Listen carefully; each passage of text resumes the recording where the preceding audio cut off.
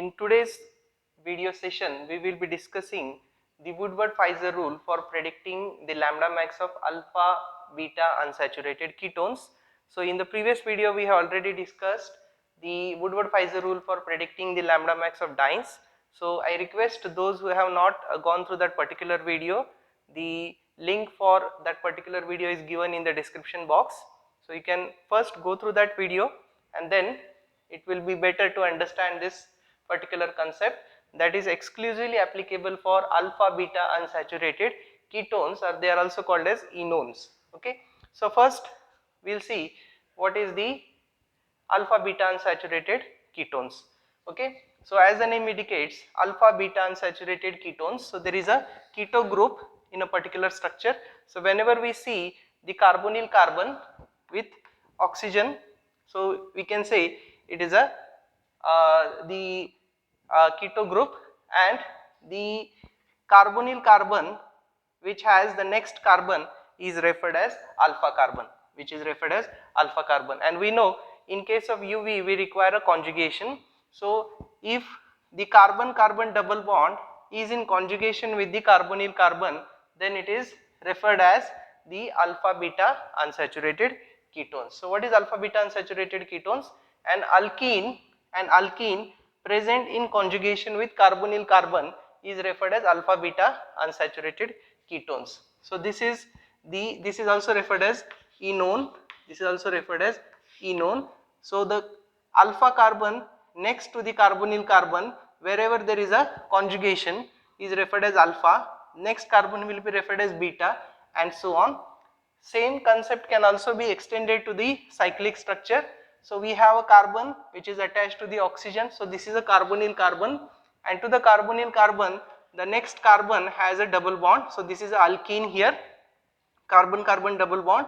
So this carbon is referred as alpha, this carbon is referred as beta. So this is also a enone, or it is also called as alpha beta unsaturated, because there is a unsaturation double bond is present here. So this is a acyclic and this is a cyclic alpha beta unsaturated ketones. Similarly, we have again the carbonyl carbon here, and the carbon next to the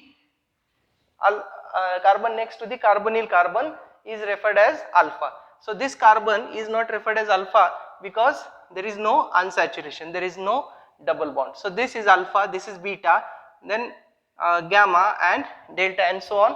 You can continue. So this is dienone. This is called as dienone. Okay, so we can predict the lambda max at what particular wavelength these structures or compounds will show its maximum absorbance.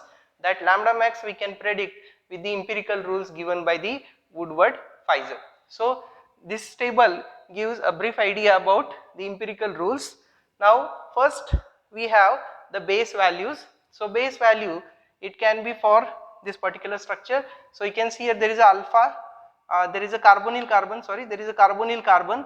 Now the carbon which is next to the carbonyl carbon is referred as alpha, this is referred as beta. So this is again alpha beta unsaturated ketone, and this is in a acyclic form, this is in a cyclic form. So we have a carbonyl carbon here, so this carbon will be referred as alpha, this carbon will be referred as beta. Okay, so this is a cyclic enone system, and this is a cyclic enone system. So whether it is a cyclic or whether it is acyclic, okay, acyclic enone or cyclic enone which is 6-membered ring will have a base value of 215 nanometer. If we have the alpha beta unsaturated compound in a cyclic structure, that too with the 5-membered ring, so you can see here there is a carbonyl carbon, so this carbon will be alpha, this carbon will be beta, and in this case it is a cyclic but it is a 5-membered. So in such case cyclic 5-membered enones will have the base value of 202 nanometer. Then the other parameters are as what we have discussed in the earlier case with minute difference. Okay, so we have already discussed the double bond extending the conjugation. So conjugation is double, single, double. So this is referred as one conjugation. This is referred as one conjugation, or this is how we can mark the conjugation. Now if any double bond is extending this particular conjugation, right, we can say there is a double bond extending the conjugation, double bond extending the conjugation. So actually we can put the star mark here. So we can indicate the double bond extending conjugation as a star mark here. So this double bond is actually extending this particular conjugation, okay, this particular conjugation. So whenever we have such type of double bond extending conjugation, for each double bond extending conjugation we can add 30 nanometer. The next is the exocyclic double bond, exocyclic double bond. Now keep in mind, the carbonyl carbon, if it is outside the ring, if it is outside the ring, right, this is not considered as a exocyclic double bond. This is not considered as a exocyclic double bond because this is a part of our parent enone system. So this is again, if I want to mark the carbon, this is alpha carbon, this is beta carbon, this is gamma, and this is delta carbon, okay. Now in this case, the double bond which is present here in this particular ring juncture, right, so this double bond can be exocyclic to the ring B, okay, because one carbon is part of ring B whereas the other carbon is part of the another ring, okay. So we have already discussed how to identify the exocyclic double bond. So if you are not understanding, please watch the previous video. So in this case, this particular bond can be considered as a exocyclic double bond. This double bond can be considered as exocyclic double bond for this particular ring. So this exocyclic double bond we can indicate like this. Then coming to the alkyl substituents or the ring residues. So here it is slightly different than the alkyl substituents and ring residues what we have discussed in the dienes. Now in this case, the alkyl substituents and ring residues present at alpha, beta, gamma or delta that actually determine the add-on value. So if you have alkyl substituent or ring residue at alpha carbon, we have to add plus 10. If they are present at beta, it should be plus 12, and if it is present at gamma, delta or even at higher carbon, it will be considered as plus 18 nanometer, okay. So these are the empirical rules applicable for finding the lambda max for alpha beta unsaturated ketones. In addition, there is one more rule. If we have the structure which is like this, if I have a cyclic structure, and in cyclic structure if one ring is containing two double bonds, and let us say there is a carbonyl carbon here, okay. So this is a carbonyl carbon, so this will be alpha, this will be beta, this will be gamma, delta and higher order. Now in this case, these two double bonds are present in one ring, so this ring is considered as homoannular ring. This ring is considered as homoannular ring, and whenever we have such type of system in alpha beta unsaturated ketones, okay, this is especially applicable for the ring structures, okay, then we have to add plus 39, okay. So plus 39 is for whom? For the homoannular ring system connected or present in the alpha beta unsaturated compound. So we will have some couple of examples so that it will be easy to understand the concept. So I will write here, this is plus 39 for homoannular ring system. Homoannular ring system will have plus 39, okay. Now we will solve this particular example. In this example we can see there is a 5-membered ring, there is a double bond, and the carbonyl carbon is actually present outside the ring system, okay. So first what we need to do, we need to mark the conjugation. So this is a conjugation, and the conjugation is not in the ring structure, okay. So this is an example of acyclic enone or acyclic alpha beta unsaturated compound Now in this case, the base value in this case is, it is 215 because it is, though it is a 5 membered, but it is not similar to this, okay, it is different than that. The carbon is not directly connected to the ring structure, so that is a base value. Then after base value, next what we have to find, we have to find the double bond extending the conjugation.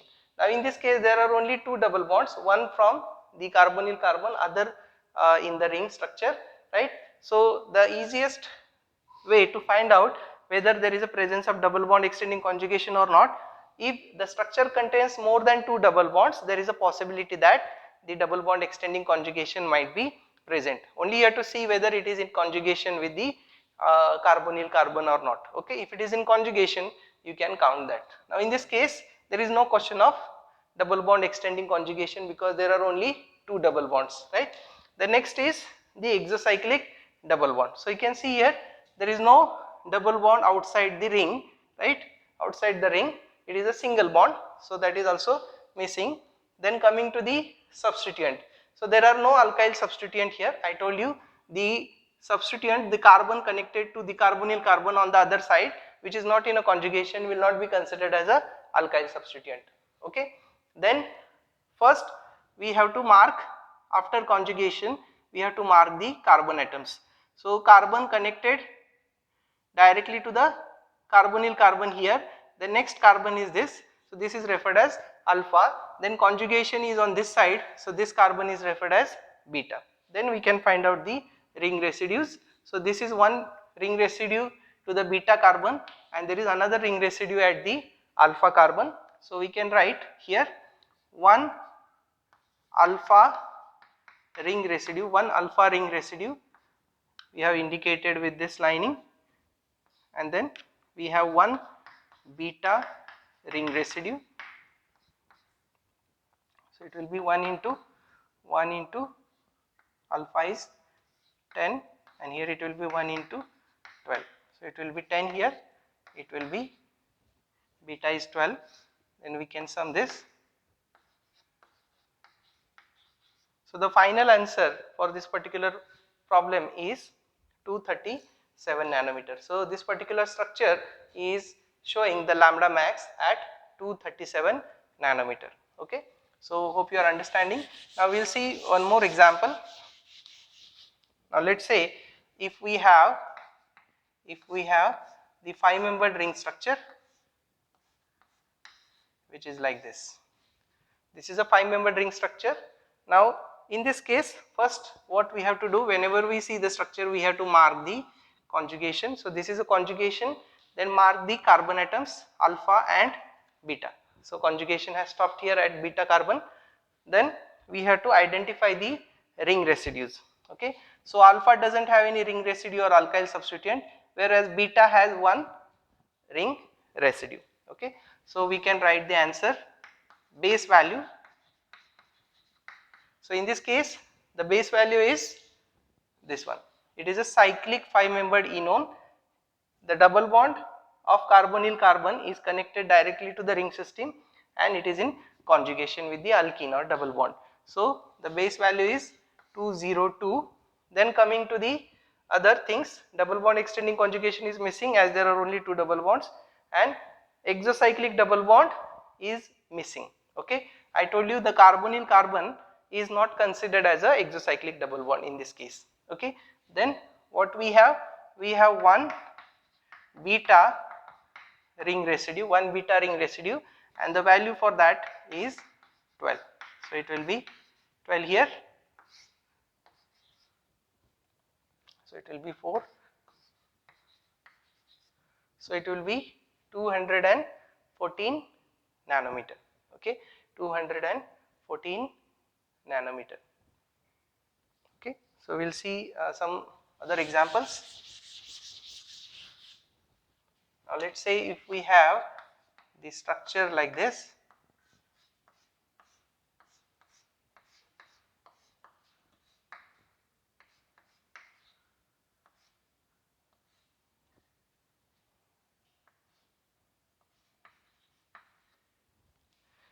this particular structure. Okay, so first what we have to do, we have to mark the conjugation. So the conjugation can be marked like this. So double, single, and double. So we have marked the conjugation. After marking the conjugation, we have to find out what is base value. We have to find out what is base value. So the base value is, it is a 6-membered ring structure and has the carbonyl carbon. So it is again alpha beta unsaturated compound. So the base value will be 215 nanometer.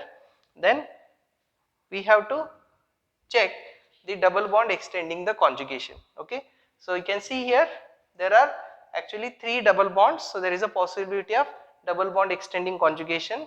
Then we have to see whether all they are in conjugation or not, so that we have already marked. So we can say double, single, and this double bond is actually extending the conjugation. So we can put the mark here and then we can write one double bond extending the conjugation. Okay, one double bond extending the conjugation. So that has a value of plus 30. Then we can mark the carbon atoms. So this will be alpha, this will be beta, this will be gamma, and this will be delta. Okay, then find out the ring residues. So alpha doesn't have any alkyl substituent or ring residue. Beta has one ring residue. In addition, beta also has one alkyl substituent and delta also has one ring residue. Okay, so we can write here as a dash. So there will be one beta ring residue. So beta ring residue is 1 into 12. So that will be 12 here. Then one beta alkyl substituent. So that will be also 1 into 12. So it will be 12 again. Then one delta ring residue, it will be 1 into 18. It will be 18 here. Then what else? We have to see the presence of exocyclic double bond. So we can identify here this double bond, this double bond is exocyclic for this particular ring structure. Okay, so we can write like this, one exocyclic double bond, so that has a value of 5, so it will be plus 5. So we can add these values.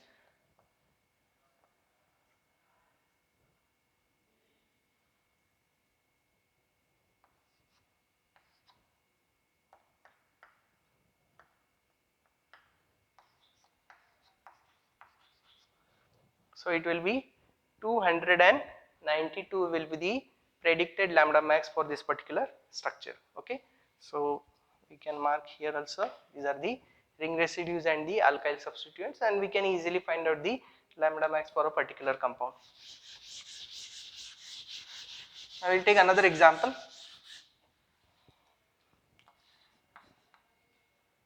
Let's say if we have this particular structure, double bond is here.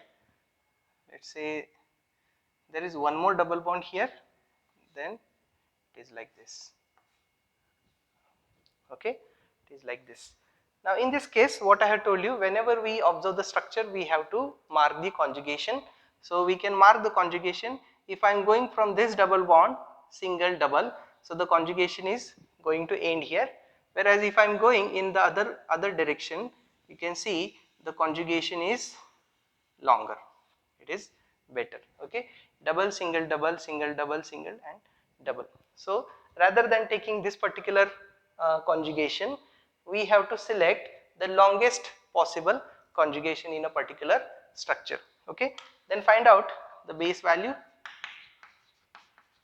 So in this case, the base value is obviously 215 nanometer. Then what we have to find out? We have to mark the carbon atoms. So this is a carbonyl carbon, the next carbon is this. So this will be alpha, this will be beta, this will be gamma, this will be delta, and it will be higher order, okay, eta and so on. So this will be a higher order. Then what we have to do, we have to find out the ring residues, okay. Then finding the ring residues, here you can see the beta has one ring residue,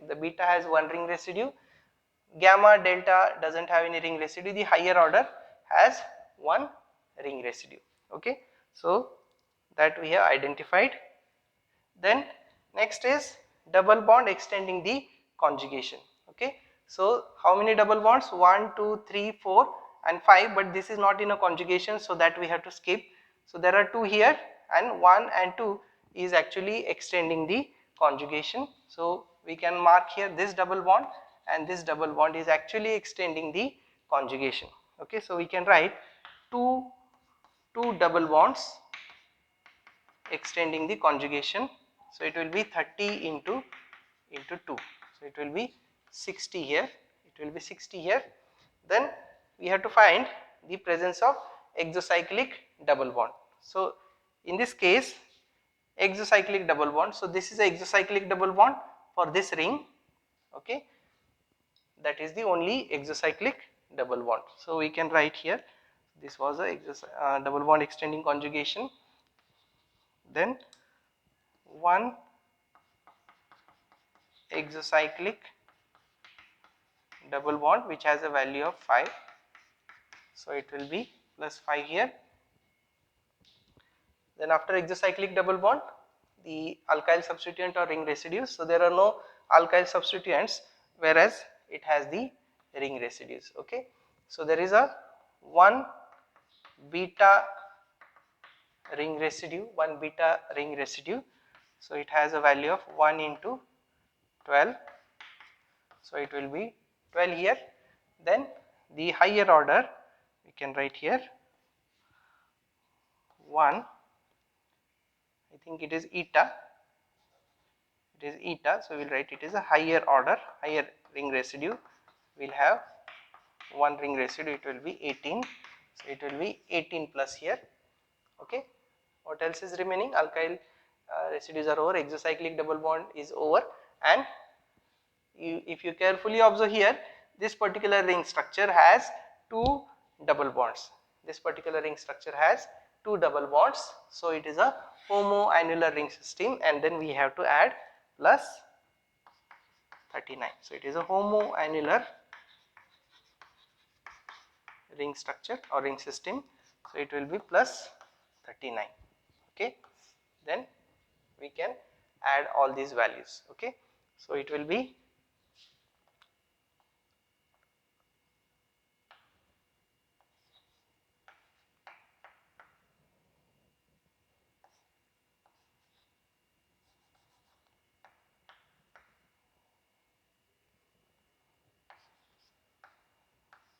so it will be 349 nanometer, okay. It will be 349 nanometer, that will be the final answer for this particular structure, okay. So hope all of you understood this particular video. In the next video we will discuss some more examples of alpha beta unsaturated compounds. Thank you.